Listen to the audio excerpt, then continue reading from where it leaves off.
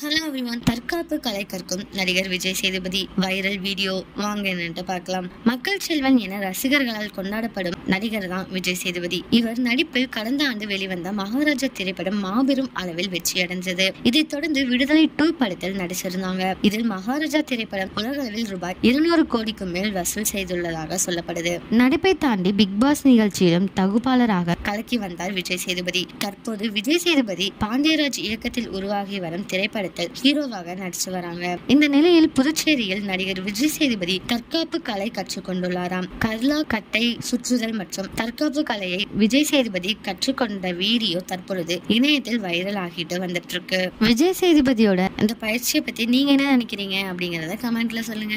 இதே மாதிரி latest cinema news அப்டேட்க்கு இந்த சேனலை சப்ஸ்கிரைப் பண்ணிக்கோங்க.